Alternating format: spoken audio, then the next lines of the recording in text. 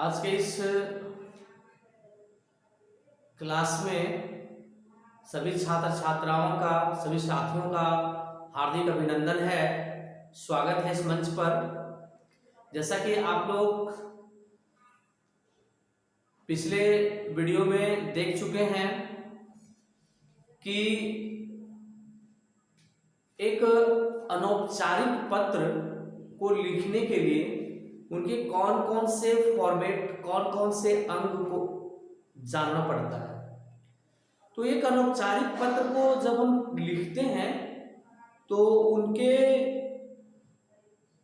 कई अंग ऐसे हैं जिसके बारे में हम कल चर्चा कर चुके थे।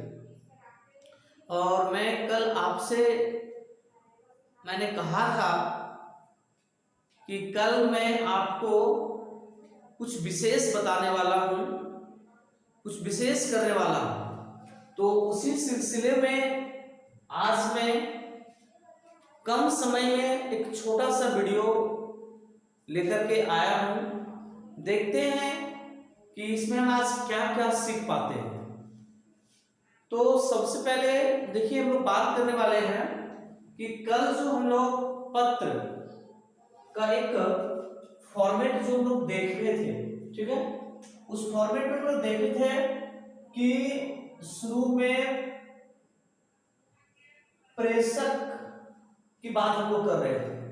और प्रेषक की बात जब हम लोग कर रहे थे तो उस प्रेषक में हम लोग क्या देख रहे थे कि हम लोग उसमें कहां से पत्र लिख रहे हैं उसका पता लिखते थे, फिर उसके नीचे उसका दिनांक लिखते थे।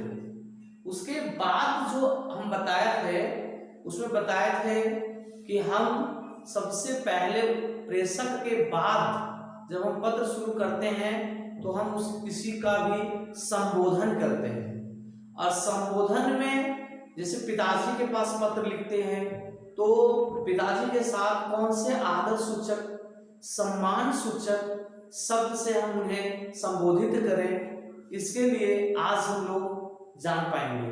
माँ को लिख रहे हैं तो कौन से आदर सूचक शब्द से संबोधित करेंगे, या छोटे भाई बहन को लिख रहे हैं तो उसके लिए कौन से आदर सूचक शब्द हैं। फिर मैं बात किया था कि अभिवादन करने का, कि हम जब किसी का संबोधन कर लेते हैं तो उसके बाद उसका अभिवादन भी करेंगे, ग्रीटिंग करेंगे, उनका अभिवादन करेंगे। उसके बाद हम बताए थे कि अंत में हम कैसे समाप्त करेंगे। अंत में हम घर के छूटे हुए सदस्यों के प्रति जो है एक अभिवादन लिखते हैं कि उनको, छोटों को मेरा आशीर्वाद कहिएगा, बड़ों को प्रणाम कहिएगा। उसके बाद फिर अभिनिवेदन था, अभिनिवेदन सूचक शब्द के साथ साथ उसका समापन भी हम लोग कल किए थे। तो आज उसी कड़ी में हम हर टॉपिक को, हर पॉइंट को एक एक करके जानेंगे। तो चलिए साथी, बिना देर किए हुए आज हम लोग इस पर बात कर लेते हैं। चलिए सबसे पहले इसका हेडिंग देख लिया जाए। मैंने इसमें बनाया है कि संबंध। संबंध मतलब हुआ कि आप किसके पास पत्र लिख रहे हैं। संबंध का मतलब आप किसके पास पत्र लिख रहे हैं, यानी जिसके पास आप पत्र लिख रहे हैं वह व्यक्ति किस तरह का है, आपसे उम्र में बड़ा है या आपसे छोटा है या आपके बराबरी में है। अर्थात अगर उम्र में बड़ा है अर्थात उसके साथ संबंध हो सकता है बड़ों के प्रति, जो उम्र में आपसे बड़े हैं उनके प्रति, जैसे माता, पिता, बड़ा भाई, चाचा, चाची, ये सब हो सकते हैं। ठीक है,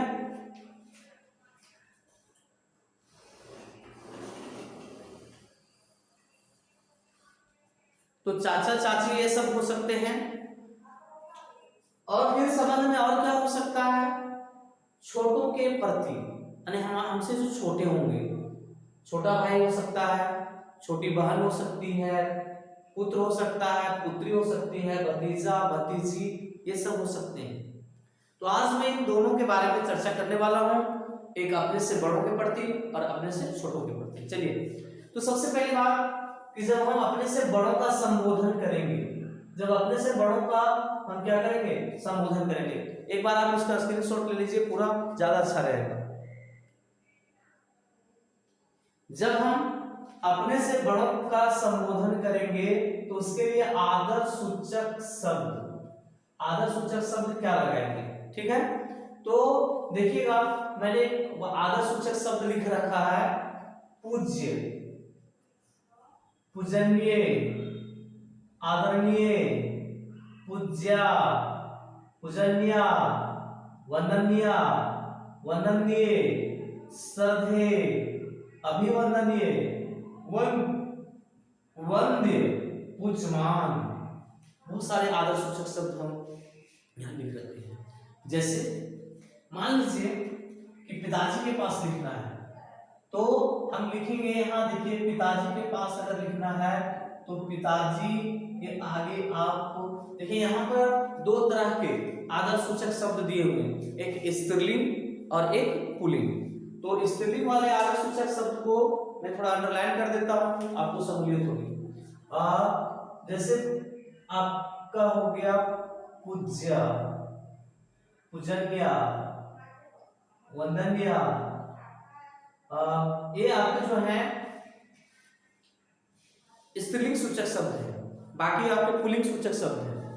तो यहाँ पर देखिए जैसे पिताजी, तो पिताजी के लिए आप कौन कौन से आदर सूचक शब्द डाल सकते हैं, पूज्य पिताजी। अच्छा कई लोग ऐसे होते हैं कि कई लोग क्या करते हैं ना कि पूज्य के बाद यदि पूजनीय लिखना होता है तो वो क्या करते हैं ना, पूज्य के बाद यदि पूजनीय लिखना होता है तो ऐसे कर देते हैं, पूज्य हो गया और नीय लिखते हैं, ऐसे लिखते हैं। और ये ऐसा लिखना जो है वो गलत है। तो साथ ही इस पर ध्यान देंगे कि पूज्य में नीय ऐसे नहीं लिखेंगे, बल्कि आप पूजन कीजिएगा और ये प्रत्यय लगा दीजिएगा, हो जाएगा क्या, पूजनीय। तो पूजनीय आप ऐसे लिखेंगे। तो पूजनीय तो आप यहाँ लिख सकते हैं पूज्य पिताजी, पूजनीय पिताजी, आदरणीय पिताजी, वंदनीय पिताजी, श्रद्धेय, जो अपने से बड़े होते हैं उसके प्रति हमारी श्रद्धा होती है, और श्रद्धा जिसके प्रति हो वो हमारे श्रद्धेय होते हैं, तो हम लिख सकते हैं श्रद्धेय। और श्रद्धेय पिताजी, श्रद्धेय भैया जी, श्रद्धेय चाचा जी, ऐसे करके आप लिख सकते हैं। और अभिवंदनीय, अनुवंदनीय के पहले अभि उपसर्ग लगा दीजिए, कुछ ज्यादा विशेष वंदनीय हो जाएगा।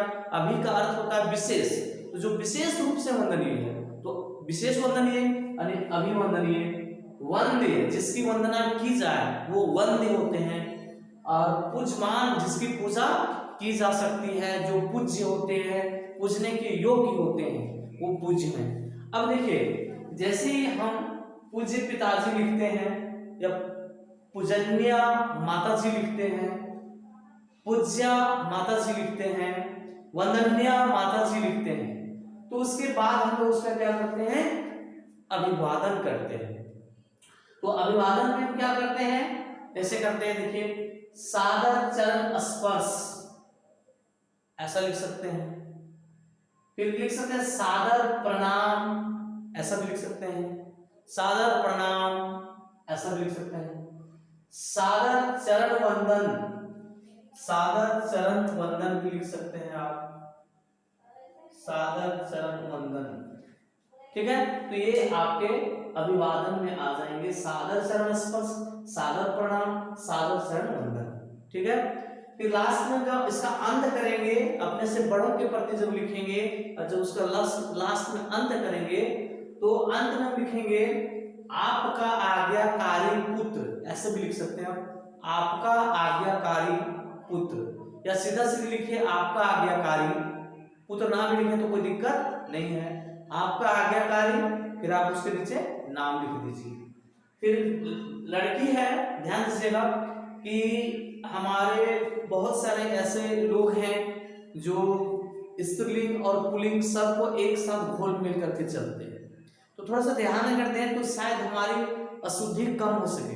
तो हमारी अशुद्धि कम हो, इस पर थोड़ा ध्यान देना चाहिए।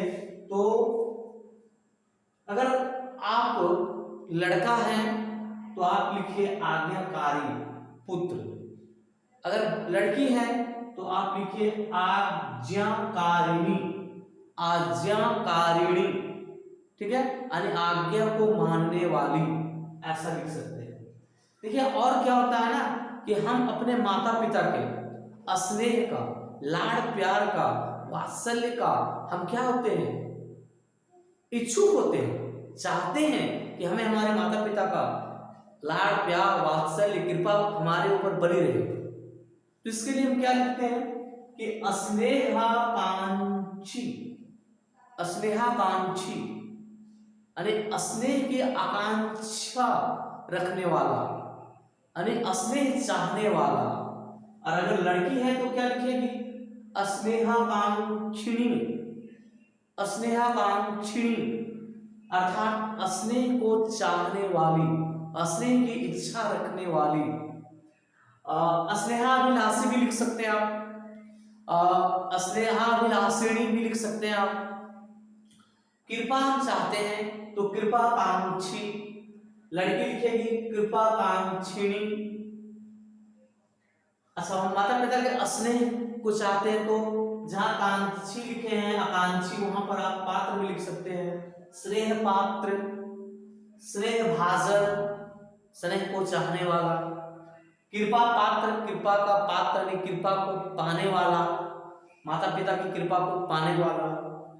स्नेहाधीन, जो माता पिता के स्नेह के अधीन रहने वाला, अर्थात माता पिता के स्नेह पर ही टिका रहने वाला, ऐसा लिख सकते हैं। तो ये बहुत सारे अभिनिवेदन सूचक शब्द हैं, आज्ञाकारी, आज्ञाकारिणी, स्नेहाकांक्षी, स्नेहाकांक्षिणी, कृपाकांक्षी, कृपाकांक्षिणी, स्नेह पात्र, स्नेह भाजन, कृपा पात्र, स्नेहाधीन। तो यहाँ पर कुछ स्त्रीलिंग सूचक शब्द हैं जिसको आप ध्यान में रखेंगे। लड़की अगर लिख रही है तो इसका प्रयोग करेंगे, कृपाकांक्षिणी, हितैषी, हितैषी से आगे आएगा, तो ये सब का प्रयोग आप करेंगे। ठीक है, आगे जब आप अपने से छोटों के प्रति, ठीक है, आप जब अपने से छोटों के प्रति अगर लिख रहे हैं, छोटों को पत्र लिख रहे हैं, तो उसके लिए यदि छोटों के प्रति लिखेंगे तो उसका संबोधन हम कैसे करेंगे, तो उसका संबोधन करेंगे प्रिय, ऐसे लिख करके प्रिय लिखेंगे, फिर उसका नाम लिख देंगे, मान लो प्रिय श्याम, ऐसे लिख देंगे प्रिय श्याम, प्रिय श्याम। फिर एक और सा आपका जो है एक वर्ड है प्रियवर।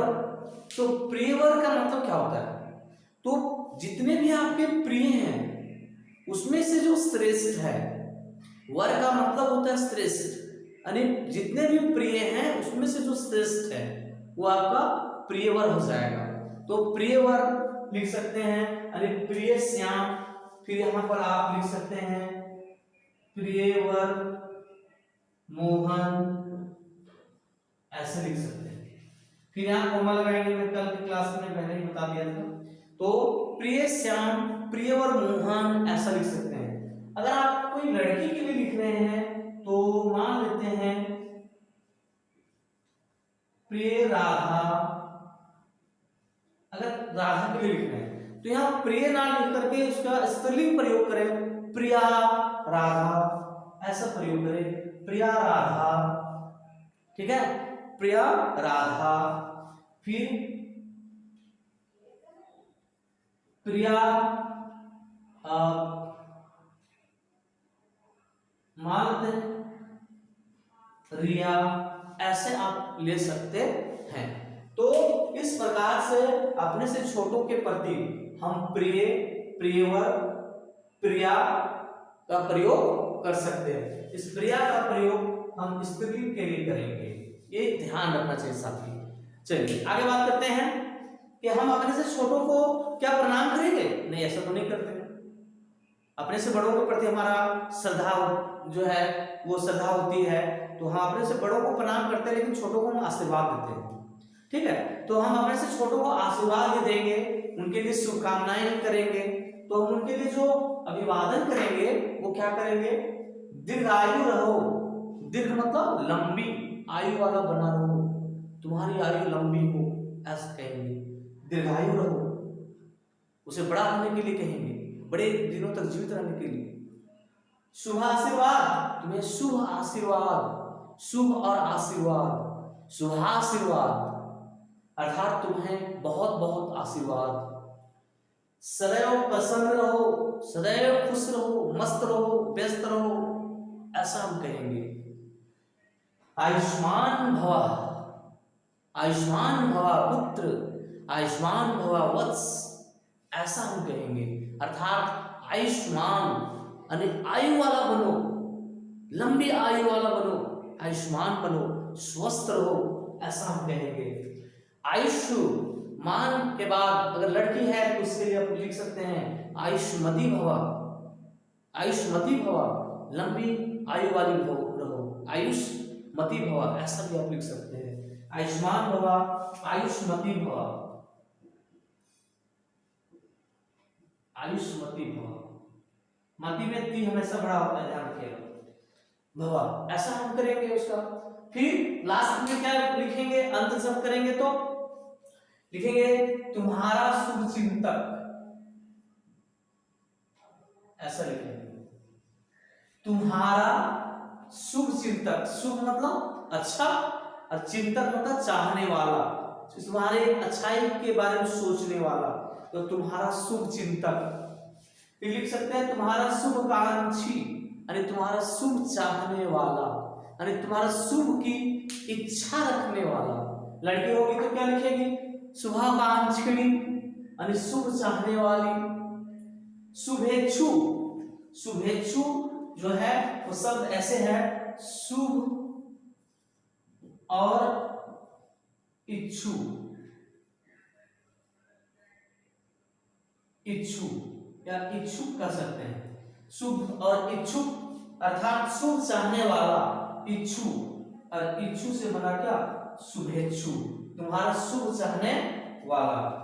हितैषी, हित चाहने वाला, हितैषी का मतलब हित चाहने वाला, जो तुम्हारा हित चाहता है, हित चाहने वाला। अगर लड़की होगी तो वो लिखेगी हितैषिणी, हितैषिणी, ठीक है, ऐसा चाहने वाला। तो हितैषिणी मतलब शुभ चाहने वाली। फिर लिखेंगे वात्सल्य आश्रय, ठीक है, अर्थात वात्सल्य का आश्रय जो है, वात्सल्य आश्रय, हाँ, बच्चों के वात्सल्य का आश्रय कहाँ है, उसका माता पिता है, उनके बड़े होते हैं, बड़े लोग वात्सल्य बरसाते हैं। तो वात्सल्य आश्रय यानी हमें जो वात्सल्य मिलेगा उसका आश्रय कौन है, हमारे माता पिता। तो हमारे माता पिता भी जो है, अर्थात हम बड़े हैं तो क्या लिखेंगे कि तुम्हारा वात्सल्य आश्रय, यानी तुम्हारे वात्सल्य का आश्रय, अर्थात मैं हूं, अर्थात हम ऐसा लिख सकते हैं वात्सल्य आश्रय, अर्थात वात्सल्य का आश्रय जो है हम हैं किसके, अपने बच्चों के, अपने छोटों के। तो इस प्रकार से हम जो है इस फॉर्मेट का ध्यान रखते हुए हम एक अनौपचारिक पत्र को बहुत ही सुंदर ढंग से सजा सकते हैं, लिख सकते हैं और सामने वाला को प्रभावित भी कर सकते हैं और सामने वाला को हम अपना कायल भी बना सकते हैं। तो आप लोग पूरे मनोयोग के साथ इसको अगर बार बार दोहराएं, अभ्यास करें तो शायद आप बहुत अच्छा कर सकते हैं, अच्छे अच्छे शब्दों को भर कर उसे और आकर्षक बना सकते हैं और लोगों का ध्यान आकृष्ट कर सकते हैं। तो मैं इन्हीं शुभकामनाओं के साथ मैं आज के इस क्लास को समाप्त करता हूँ। आशा है कि आप लोग इसे अपने जीवन में उतारेंगे और एक अच्छे अनौपचारिक पत्र को लिख पाएंगे। धन्यवाद।